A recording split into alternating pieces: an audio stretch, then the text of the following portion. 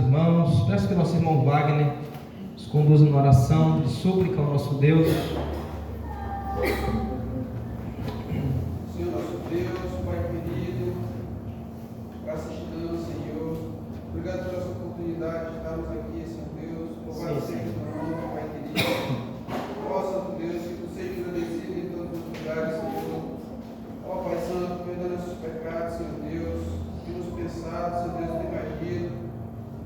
Temos falado, Senhor Deus, às vezes, Senhor Deus, aquilo que não te agrada, Pai querido.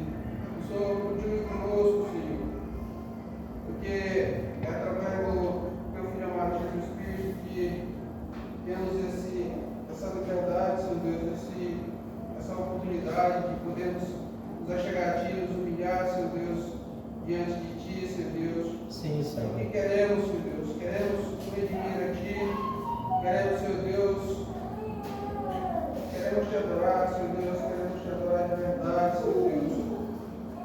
Ó Pai querido, continue conosco, Senhor Deus. Viemos aqui nesta noite, Senhor Deus, para te suplicar, Senhor Deus, o teu perdão. Ó Senhor, que sejamos aqui cheios do teu Espírito, Pai querido, da tua palavra hoje, Senhor Deus, venha nos alcançar, Senhor Deus, que possamos refletir nas nossas vidas, Senhor Deus, os erros que praticamos, Senhor, que possamos nos redimir a Ti, Senhor Deus, correr aos teus pés, nos entregar a Ti, e assim, Senhor Santo Deus, para podermos, Senhor, ficarmos ao teu lado, Senhor Deus, para te adorarmos eternamente. Sim, Senhor. Ó Santo Deus, te peço, Senhor Deus, que o teu Espírito Santo venha alcançar cada um de nós assim, Senhor Deus, e que a tua palavra, Senhor Deus, venha ser multiplicada em nossas vidas, Senhor. Que o evangelista Mateus possa abençoar a sua família, a sua mãe que está aqui conosco, Senhor Deus, para mais um privilégio. Obrigado, Senhor. Pai querido, que o Senhor também venha usar ele, Senhor Deus. Que ele não venha falar de si mesmo, mas que venha falar da tua palavra santa e verdadeira, Senhor. Obrigado por tudo, Senhor Deus. Fique conosco. Que não teu filho mais Jesus, que eu te agradeço. Fique pelos nossos pecados. Amém. Irmãos, vamos para a palavra do Senhor, o estudo dessa noite. Dando continuidade, nós vamos olhar novamente o texto de Marcos. Essa já é a quinta-feira, quarta e quinta-feira que a gente olha esse texto de Marcos. Marcos capítulo 4, versículo 37.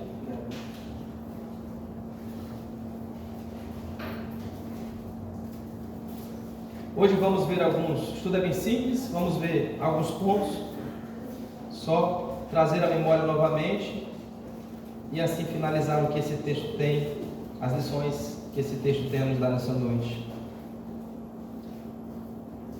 Marcos 4,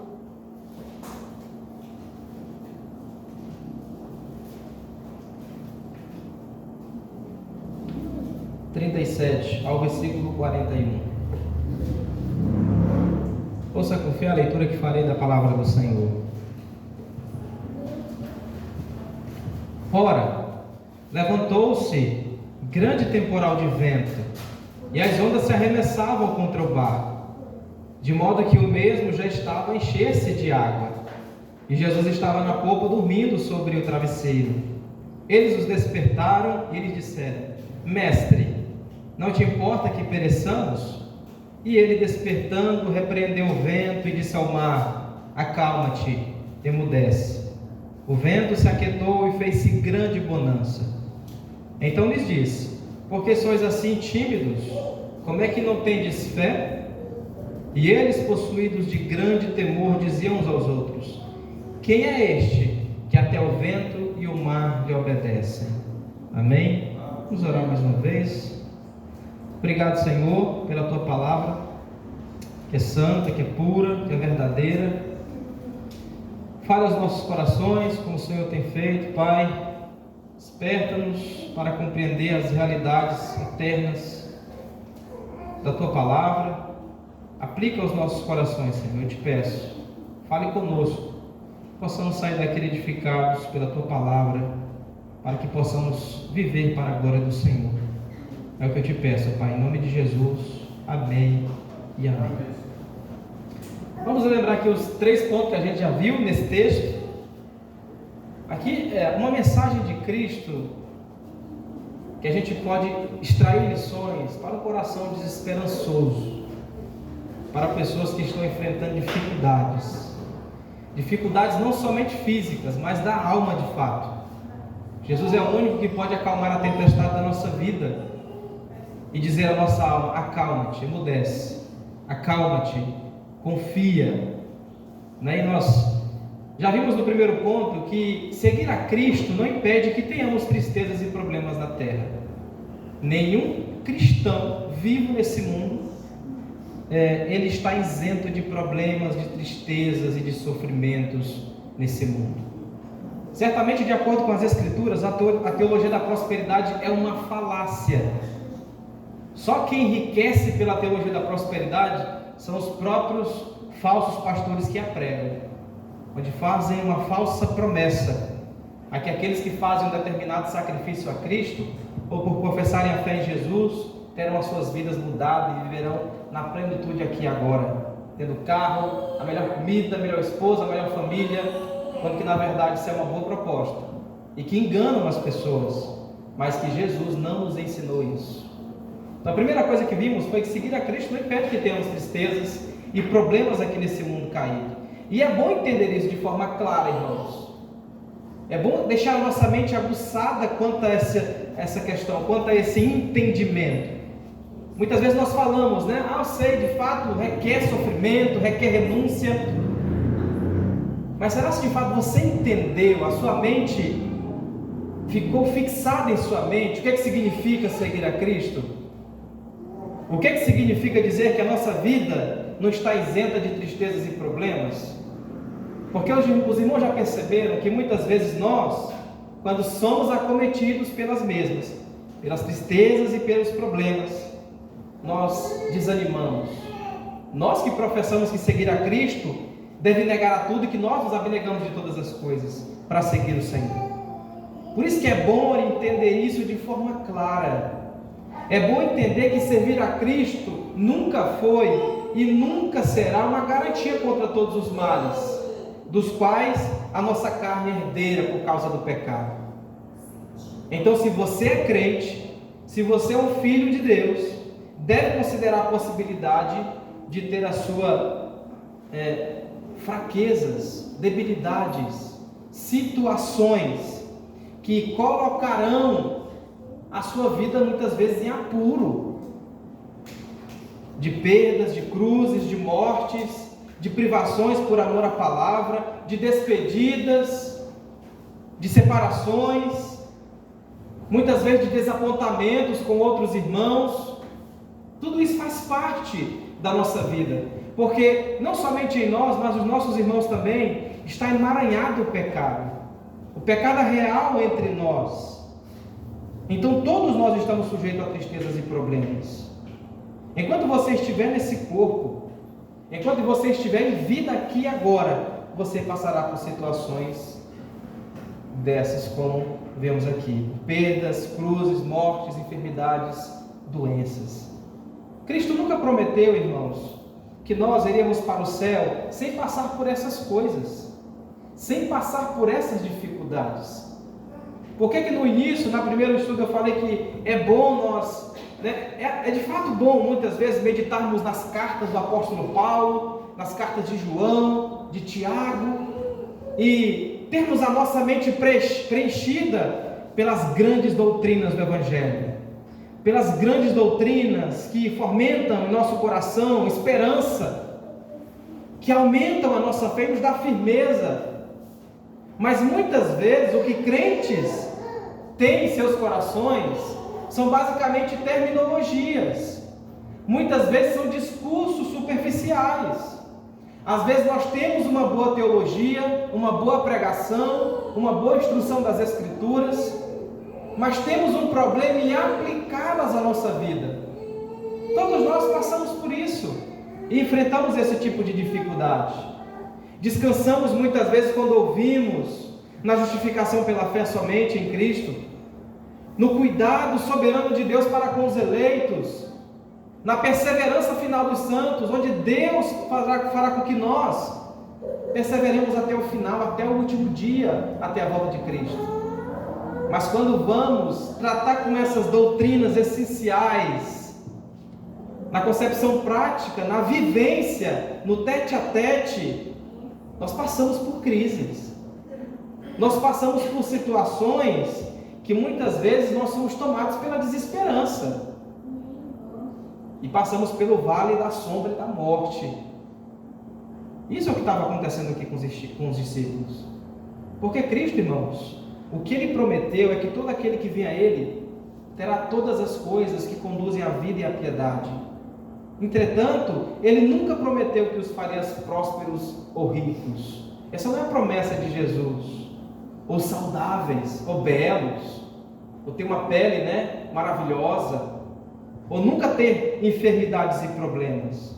E que a morte e as tristezas nunca chegariam à sua família. Cristo não promete isso. Tudo que Ele nos deu, toda a sua promessa, a sua palavra, o seu ensino, é tudo aquilo que nos conduz à vida e à piedade. Então, se você tem um corpo e tem um fôlego de vida, não existe outro maior motivo agora para você agradecer a Deus e glorificar a Deus por essa bênção que Ele deu a você. E maior ainda, devemos ter um grato coração pela redenção recebida, pela salvação que nos foi dada em Cristo. Você vê que muitas vezes nós entramos em crises, quando vem as dificuldades, as adversidades, porque nós, muitas vezes, damos uma aparência, assim, quando tudo vai bem em nossa vida, parece que aparentamos ser um bom cristão. Então a gente olha para aquele irmão, tudo dá certo na vida dele, ele só recebe bênção, ele só é abençoado. E às vezes recebemos uma reputação de que somos bons cristãos, de que temos um bom caráter. Isso é louvável diante de Deus.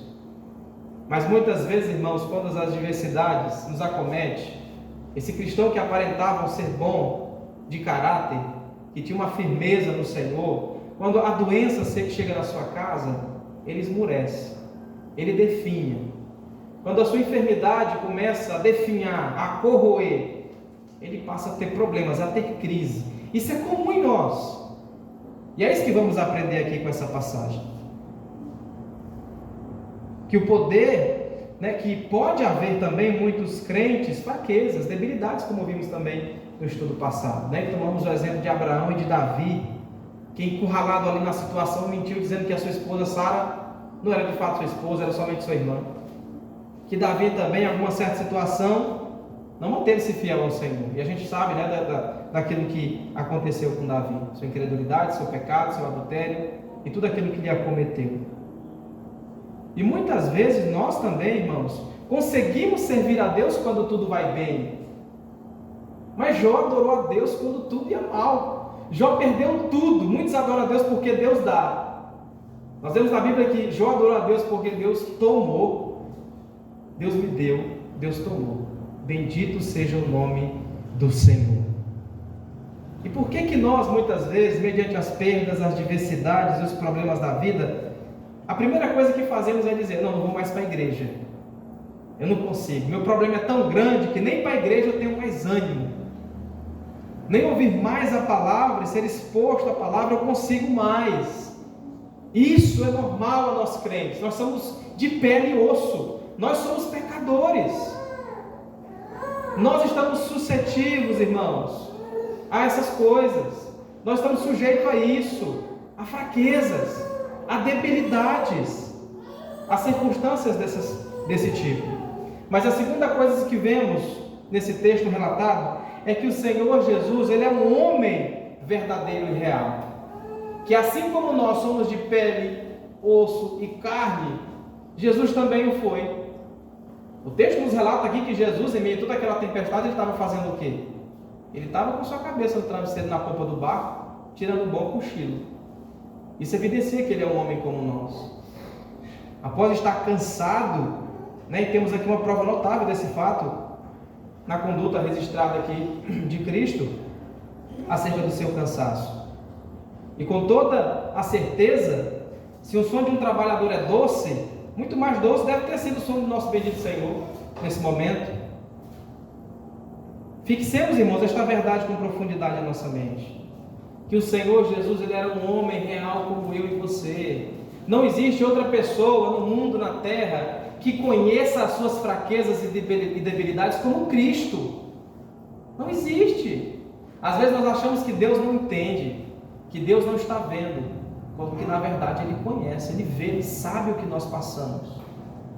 A única diferença nossa entre nós e Jesus é a relação com o pecado, porque Ele não teve pecado. Mas o sofrimento em si, às vezes, é dado a nós por consequência, pelo amor à verdade, por amor ao reino de Deus, por amor à palavra de Deus. E se Cristo Jesus foi sujeito a todas essas coisas, quanto mais nós, meros pecadores, também estamos sujeitos a isso. Nós somos informados aqui no texto que quando as ondas começaram a se arremessar contra o barco, Jesus estava na popa dormindo sobre o travesseiro. Jesus estava exausto. E quem duvidaria disso? Depois de ler o relato apresentado aqui no capítulo 4 de Marcos, depois de trabalhar o dia inteiro todo, fazendo o bem pelas almas, pregando a palavra a céu aberto a grandes multidões, Jesus estava fadigado. Ele teve fome, ele teve sono, ele chorou, como nos diz em João. Ele é um homem real e ele conhece a nossa estrutura. Não é isso que a palavra de Deus nos diz? O Cristo a qual servimos é Deus, mas é também verdadeiro homem. Ele sabe e conhece as nossas fragilidades, fraquezas, debilidades. E essas fraquezas e debilidades pode existir no crente verdadeiro, irmão.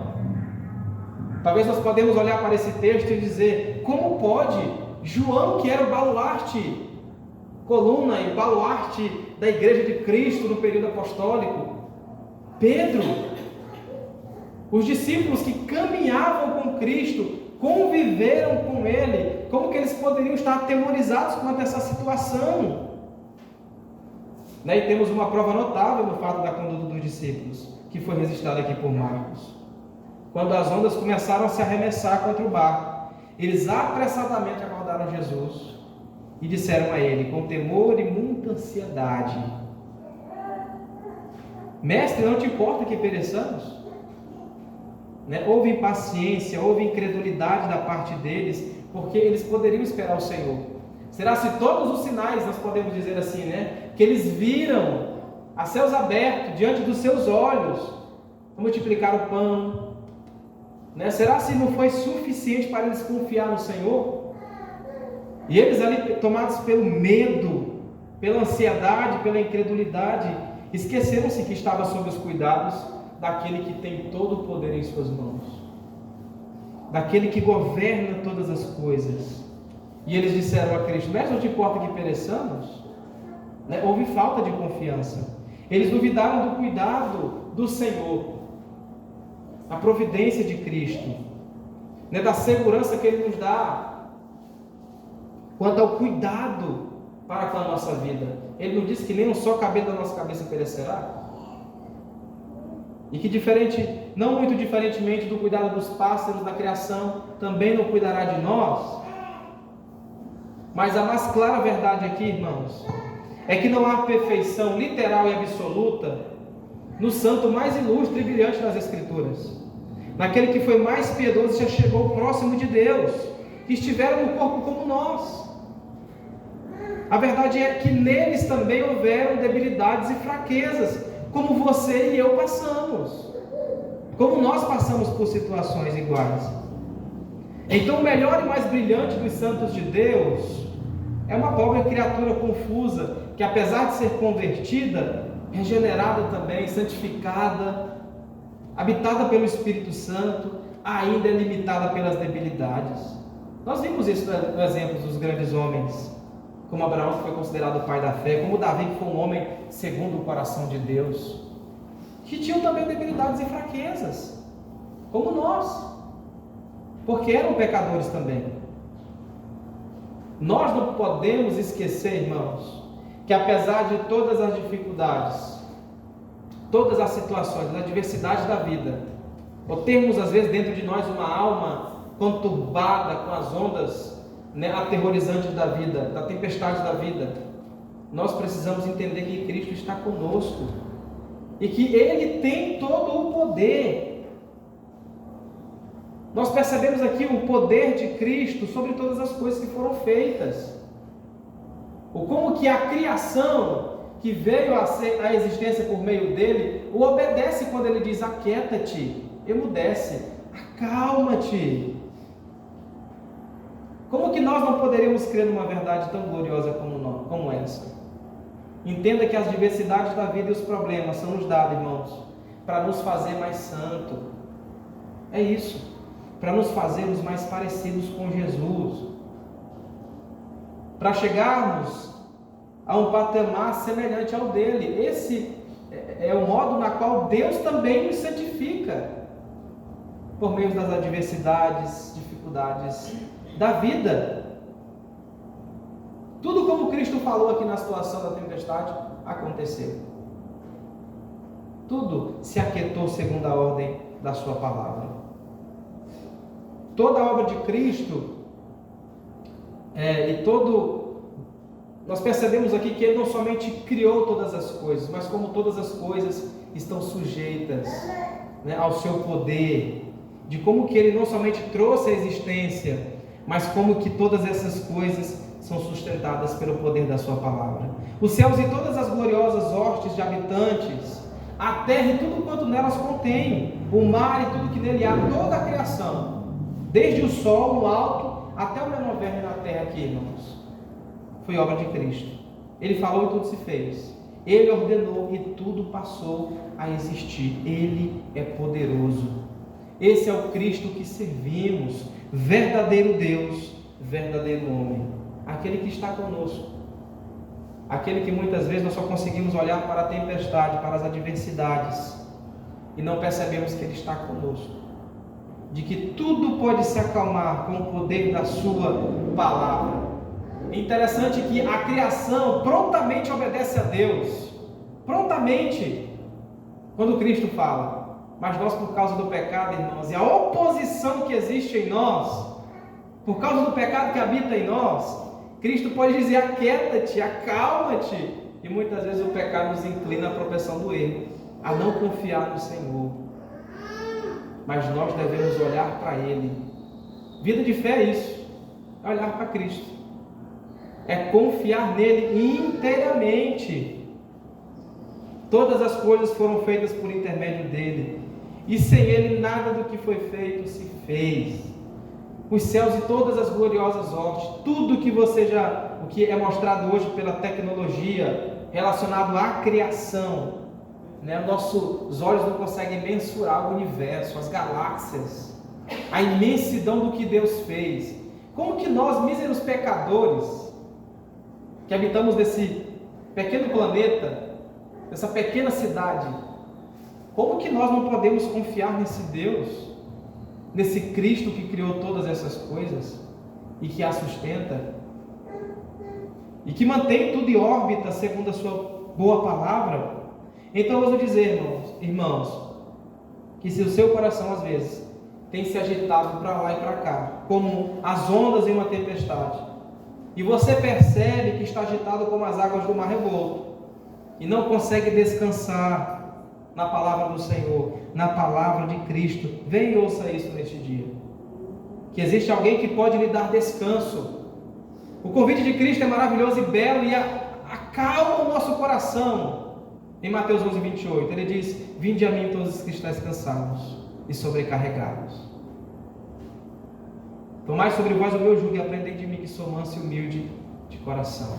Nós precisamos estar sobre os pés de Cristo para termos o descanso verdadeiro. O seu fardo, que aparenta ser pesado, é um fardo leve. O seu jugo, que é uma canga, como Jesus tem a ideia aqui de se coloca num boi para domá-lo, ele está dizendo: coloque o meu jugo sobre vocês, que ele é suave, que ele é leve.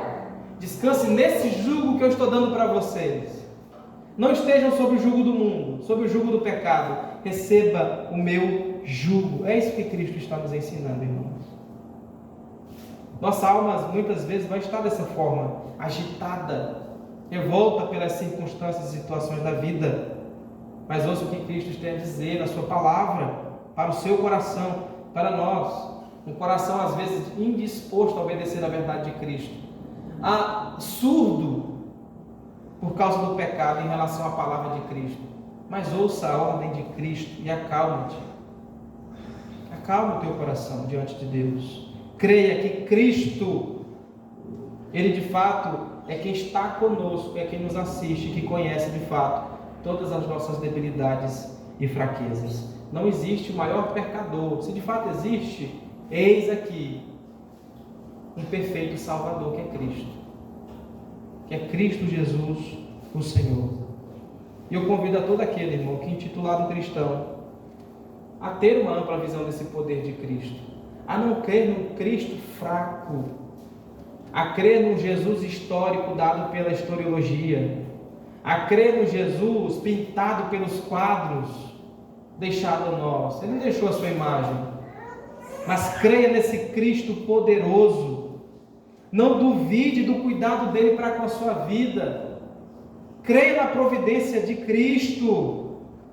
Entenda que toda maldade que advém a nós, a você, a mim, às vezes, irmãos, é bênção.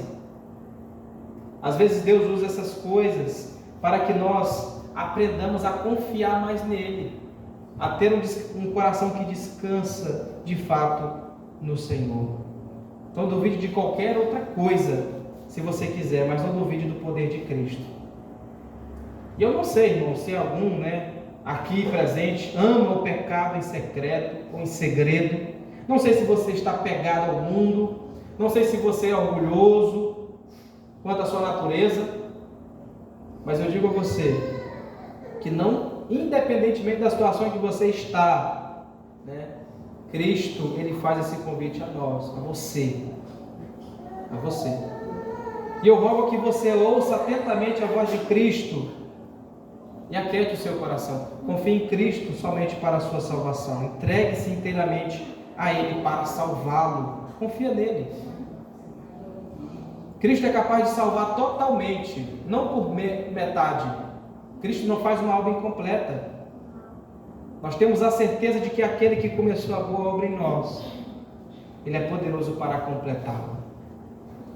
E a última coisa que aprendemos, irmãos, é que o Senhor Jesus lida com os crentes fracos de forma carinhosa e paciente. Talvez Jesus, ou qualquer outro mestre budista, kardecista, por causa dos discípulos se portarem naquela situação, diriam a eles: como é que vocês não podem crer que eu sou filho de Deus e agem dessa forma? Mas Jesus não é como nós, pecadores. E vemos essa verdade que é apresentada nas palavras de Jesus aos seus discípulos. O Senhor lida com os crentes fracos de forma carinhosa e paciente.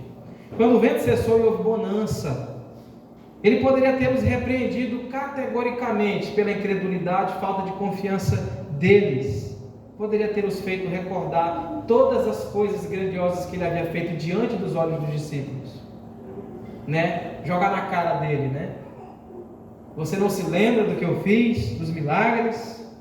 Jesus poderia reprovar os discípulos pela covardia deles e pela falta de confiança. Contudo, não havia raiva alguma nas palavras do Senhor quando Ele interpela os discípulos. Ele simplesmente fez duas perguntas: por que sois assim tímidos? Como é que não tendes fé? Como é que vocês ainda não podem confiar em mim, não ter a certeza de que eu estou cuidando de vocês? Toda a conduta de Jesus em relação aos discípulos, enquanto esteve na terra, merece ter nossa consideração de forma cuidadosa. Então pare um pouco, irmãos, medite nos evangelhos, olhe para Cristo. Os evangelhos é uma autobiografia do que Cristo é, do que Ele fez, das suas obras, das suas palavras, dos seus ensinamentos. Leia os evangelhos, leia Mateus, Marcos, Lucas e João, medite em cada palavra de Cristo, e você terá sabedoria, e você terá de fato entendido o que é ter vida eterna, ter paz com Deus, e a sua alma será direcionada a Ele, a Cristo, a Ele e a imitá-lo também. Então Jesus nos repreende, e nós precisamos ter essa cautela e considerar cuidadosamente essa conduta de Cristo.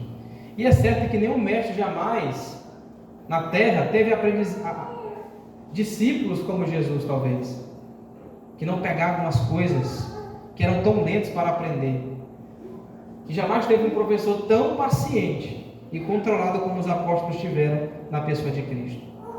Nós podemos juntar todas as evidências, irmãos, que se encontram espalhadas no Evangelho, e vemos a perfeição de Cristo, a beleza dele e a forma carinhosa, paciente, longânima que ele tem de ensinar os discípulos, de ensiná-los, de conduzi-los na verdade, de ter amor para com eles, para que eles de fato entendessem a sua palavra. Então, nós estamos comemorando aquilo que ficou conhecido como Thank You Weeks Day, que é o Dia Mundial das Ações de Graças. E no século XVI, nossos irmãos, por causa de uma bela lavoura, após uma grande guerra lá em Plymouth, contra os índios, muitos morreram. E apesar de todas as adversidades que eles passaram, se algum de vocês puderem assistir o documentário, eu digo aqui, assistam, Santos e Estranhos. E todas as dificuldades que fizeram, porque eles foram fundadores dos Estados Unidos, a cidade sobre a colina, esse é o título que vieram deles, dos puritanos, em meados do século XVII. E você vai perceber tudo o que eles passaram e a fé operante de Cristo no coração deles, de como eles eram tão gratos pela salvação que receberam do Senhor, e como que eles não podiam ser gratos a esse Deus que havia dado cuidadosamente tudo o que eles necessitam, a vida eterna em Cristo e também a providência, o pão.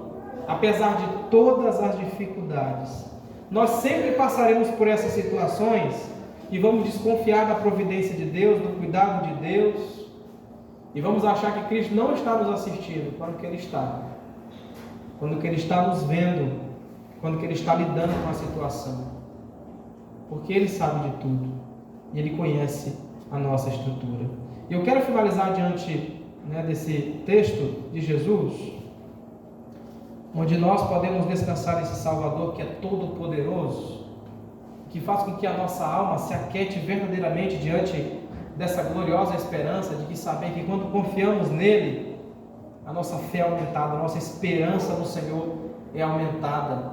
E eu quero que você volte os olhos para Cristo essa noite, irmãos. Quero que vocês parem de olhar para os homens, que a sua atenção inteiramente se volte para o Senhor. Eu quero que você se pergunte nessa noite, por que você deve ser grato a Deus? Por que nós também devemos ser gratos a Deus? Talvez você está se questionando, estou passando por situações miseráveis, deploráveis. Por que eu devo ser grato a Deus em meio a tudo isso que estou passando? Primeiramente porque é a vontade de Deus. É isso que Paulo diz, 1 Tessalonicenses 5,18, em tudo dai graças, porque essa é a vontade de Deus em Cristo Jesus para convosco. Em tudo, meus irmãos. Não é só nas coisas boas que recebemos da vida, ou nas situações que nos favorecem, em tudo nós devemos dar graças a Deus, porque nós precisamos descansar e saber que essa é a vontade de Deus para nós. Essa é a vontade dele, perfeita, que não erra. Devemos ter uma atitude de gratidão, porque a gratidão a Deus, apesar de que você tenha só o corpo e o fôlego, que já é um motivo de ser grato, a gratidão, meu irmão, ao invés da murmuração, a gratidão promove esperança, fé e paz em nosso coração. Ela promove isso, alimenta isso em nosso coração. E a palavra de Deus é categórica quanto a isso. Paulo diz, não andeis ansiosos de coisa alguma, em tudo, porém, sejam conhecidos diante de Deus as vossas petições. Como? Pela oração, pela súplica, com ações de graça. Nós precisamos sempre estar diante do Senhor com ações de graças. Ações de graças, ela é uma obra peculiar ao santo, a alguém que ama o Senhor, que independentemente da circunstância e da situação, ele consegue ser grato a Deus. Ele consegue sorrir em meio à dificuldade, em meio à dificuldade, ao choro compulsivo. Ele consegue ter um coração grato, porque a sua esperança está no Senhor. Tenha um coração grato, meu irmão. Se eu fosse dar uma folha branca para cada um de nós aqui anotar o que Deus fez por nós durante esse ano, acho que não teria espaço. Se você for sincero, né, começando pelo fôlego que nós temos essa noite, a saúde. Acho muito interessante. Um irmão, ele fala assim: irmão Mateus, a gente, muitas vezes quando eu estou muito triste, sabe o que eu faço? Eu vou lá no hospital, no CESP, dar uma passeada lá, quando eu estou muito triste. Aí ele percebe e começa a ser grato a Deus, porque Deus deu vida para ele. Ele vê um rapaz sem perna, alguém doente, alguém que está com câncer terminal. Ele: não, agora eu sei que... E eu estou aqui reclamando de quê? E muitas vezes, irmãos, nós temos um coração cheio de ingratidão e não conseguimos perceber o cuidado de Deus. O pão todos os dias que nos falta, a saúde, o sono que Deus nos dá toda noite, a família como um refúgio que o Senhor nos deu, um lar, um teto para morar. Meus irmãos, eu vos afirmo que é muito ruim estar sem teto, estar sem dinheiro, é ruim demais. É muito ruim. Estar sem amigos, sem um emprego bom, sem um carro bom, é muito ruim. Mas o pior ainda é estar sem Cristo. É estar sem o Senhor Jesus. Se você não tem Cristo em sua vida, nada faz sentido. Nada fará sentido para nós. E diante das adversidades, quando deveríamos obedecer à vontade de Deus, vamos ter um coração ingrato. Então promova a esperança e a fé e a paz por meio da gratidão. Seja grato ao Senhor, não ande ansioso. Creia que Deus, que sabe contar de cada um dos fios da nossa cabeça, Ele sabe, cuida de nós. E tem uma gratidão sempre com cânticos e louvores. Não tenha murmuração em seus lábios. Não perca tempo reclamando. Tem gente que só reclama. Tem vezes que a gente está tão passando por dificuldade também. Você vai conversar com outra pessoa para ver se dá uma animada. O cara te mata mais ainda de tristeza. Seja alegre. Alegrai-vos no Senhor. Meu irmão, a alegria é um mandamento de Deus, Paulo diz em Filipenses. Alegrai-vos no Senhor. Outra vez vos digo, alegrai-vos. Seja conhecida diante de Deus as vossas petições pela oração e a súplica. Coloque diante do Senhor. Não reclame aos outros. Faça com que Deus, com que diante de Deus sejam conhecidas todas as tuas preocupações, circunstâncias e dificuldades da vida. E tenha louvor em seu coração. Tenha um salmo para entoar ao Senhor. O salmista diz: entrai com suas portas, no Salmo 100, Luiz Gustavo sabe de cor esse verso. Todo salmo, Entrai por suas portas com ações de graças e nos seus átrios com hinos de louvor. Rendei-lhes graças e bendizei o nome. Bendizei o Senhor. Entrai por suas portas com ações de graça. Essa é a vontade de Deus. Porque a gratidão, irmãos, ela evita em nós a nossa autossuficiência. Por quê?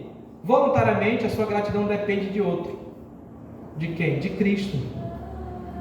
Quando a sua gratidão está apoiada em Jesus, o seu emprego não tira a tua tristeza, as dificuldades, os problemas da vida. A gratidão, ela evita a autossuficiência em nós. Damos sempre graças a Deus, Paulo diz aos Tessalonicenses, por todos vós, mencionando-vos em nossas orações sem cessar. Ele dá graças a Deus pelos irmãos, por tudo. O salmista no Salmo 106 também no verso 1 diz: aleluia, rendei graças ao Senhor porque Ele é bom, porque a sua misericórdia dura para sempre. Faça com que a sua gratidão esteja apoiada em Cristo, para que a sua autossuficiência define pela confiança no Senhor, para que você não venha confiar no seu próprio braço. Não, eu vou fazer. Não, descanse na verdade do Senhor. Se o Senhor quiser, eu farei. Se assim o Senhor quiser, será feito segundo a vontade dEle. Nós temos, irmãos, que tirar essa mandinga espiritual de que eu determino. Irmão, você vai dar mais tristeza. Não determina nada. Eu acho interessante um pastor presbiteriano, que ele que é bem engraçado, cabeça branca. Esqueci o nome dele agora. Aquele que é amigo do Hernandes, irmão Damásio. Jeremias. Como? Jeremias. Chama ele de Jerê, Não gosto assim muito dele muitas vezes, mas ele soltou uma bem engraçada. Ele falou que eu quero ver você com esse determino dizer, para sua mulher, eu determino você passar o café para mim agora. Eu determino esse cachorro que ele faça cocô só lá fora. Isso aí é besteira, irmão. Esse negócio de determinar. Quem determina é Deus, todas as coisas em nossa vida. Quem determina é o Senhor. Nós não determinamos nada. Nós precisamos somente confiar na bondade de Deus. E temos um coração grato, cheio de louvor, diante desse Deus que é grandioso, que cuida de nós. Amém? Amém. Que Deus nos abençoe e que você, meu irmão, confie em Cristo. Ele está vendo suas dificuldades, suas necessidades. Coloque diante dele. Vamos orar nesse momento? Confiando no Senhor, crendo no cuidado do Senhor. Curva sua cabeça, ore ao Senhor. Oração de gratidão. Agradeça a Deus por tudo que Ele tem dado a você, pela salvação, pela nova mente que você recebeu, pela palavra que foi plantada em seu coração, pela tua vida, pelo teu corpo, agora que é habitado pelo Espírito Santo de Deus. Pai, nós te bendizemos, Senhor. Nós louvamos a Ti, Pai, por todas as bênçãos nos dadas em Cristo. Nós, meros pecadores, indignos do Senhor e dessa eterna salvação, mas que foi nos revelada, que foi nos dada. Ó Pai, faça com que o nosso coração se incline a Ti, Senhor. Que o Teu Espírito Santo, Pai, faça com que nós confiemos mais e mais no Senhor. Não permita, Pai, que as ondas, as tempestades da vida, faça com que nós venhamos definhar na fé, sermos incrédulos, não termos confiança no Senhor, não descansarmos na Tua providência. Pai, perdoa-nos por isso, por muitas vezes nos portarmos dessa forma. Mas dá-nos um coração grato, Pai, um coração que confia no Senhor, um coração, Pai, que está atento à Tua boa vontade, que tudo que o Senhor tem nos dado, Pai, venha ser motivo de gratidão, de darmos graças a Ti, Senhor. Nós Te louvamos por todos os benefícios que o Senhor tem nos dado, Pai, por tudo, por ter nos guardado, por ter nos livrado de todo mal. É o que eu Te peço, Pai, em nome de Jesus. Amém e amém. Vamos ficar de pé e vamos louvar o Senhor mais uma vez, com o hino 61 de novo, as muitas bênçãos. Vamos todo mundo cantar esse hino, todo mundo conhece? Beatriz, eu. As muitas bênçãos. Se da vida, é esse mesmo. É?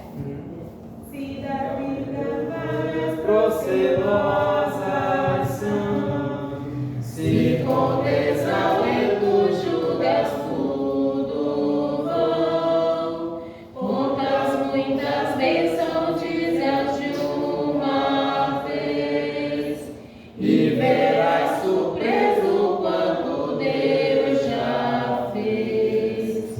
Quantas bênçãos dizes, quantas são?